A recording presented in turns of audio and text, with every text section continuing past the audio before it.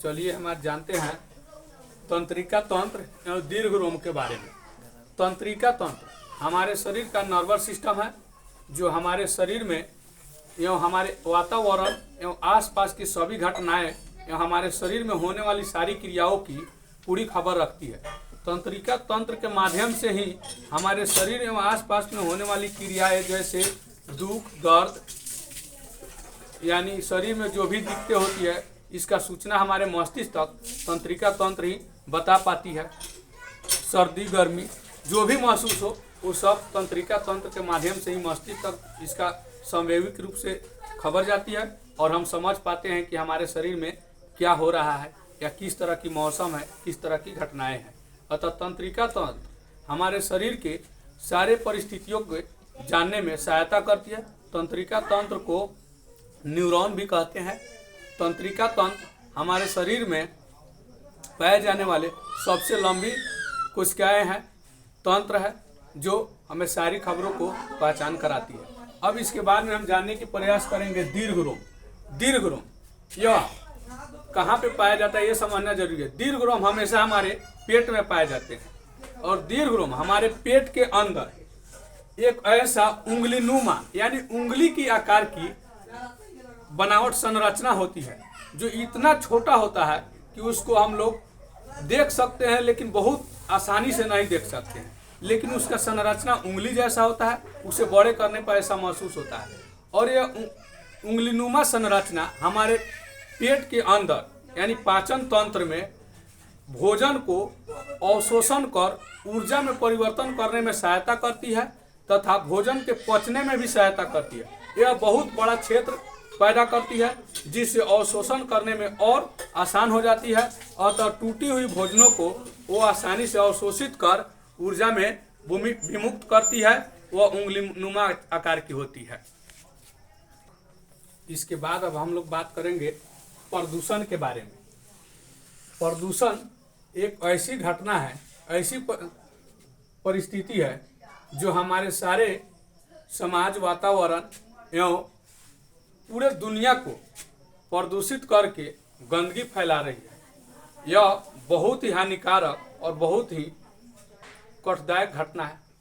प्रदूषण का अनेकों कारण है और प्रदूषण कई प्रकार के हैं। मुख्य रूप से प्रदूषण को 4 प्रकार में यानी 4 भागों में बांटा गया है। प्रदूषण के 4 प्रकार हैं मुख्य रूप से वायु प्रदूषण, जल प्रदूषण, ध्वनि प्रदूषण, मृदा प्रदूषण। वायु प्रदूषण यानी हमारे वातावरण में हवा में जितने प्रदूषित किया जा रहा है, प्रदूषण फैल रहे हैं, गंदगी फैल रहे हैं, उसे वायु प्रदूषण कहते हैं।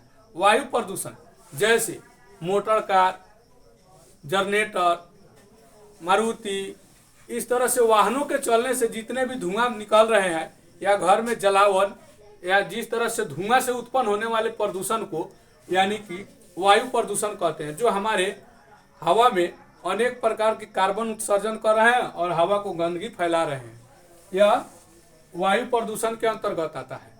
अब पढ़ते हैं जल प्रदूषण के बारे में। जल प्रदूषण भी जिस तरह वायु प्रदूषण हानिकारक है, सेम उस तरह जल प्रदूषण भी हमारे लिए बहुत हानिकारक हो गया है। जल प्रदूषण हमारे नदियों, पोखर एवं तालाबों में बड़े बड़े कल कारखानों का पानी को गिराया जा रहा है, जो मानव अपशिष्ट एवं कारखाने से निकले गंदे पानी को बहाया जाता है, जिससे हमारी नदी बहुत तेजी से गंदा होती जा रही है। यहाँ तक कि नदी का कलर भी चेंज हो जाता है थोड़ी गंदगी के कारण। कई शहर का मल मूत्र नदियों में ही गिराई जाती है, जिससे पानी अधिक मात्रा में प्रदूषित हो जा रहा है, जिससे पानी में रहने वाले जलीय जीव बहुत खतरे में है, वो मारे भी जाते हैं। इस तरह से जल प्रदूषण का उदाहरण गंगा नदी है जो बहुत ही तेजी से प्रदूषित हो गई है। गंगा भारत की सबसे पवित्र नदी यानी भारत का क्या दुनिया का सबसे पवित्र नदी गंगा ही है, लेकिन गंगा इतनी प्रदूषित हो गई है कि आज उसमें स्नान करना भी उतना अच्छा नहीं महसूस हो पाता है, क्योंकि गंगा में इतना ना गंदा नले का पानी और कल कारखाने का पानी गिराया जा रहा है कि गंगा धीरे धीरे गंदी हो गई है। अतः गंगा सफाई का अभियान भी जारी है।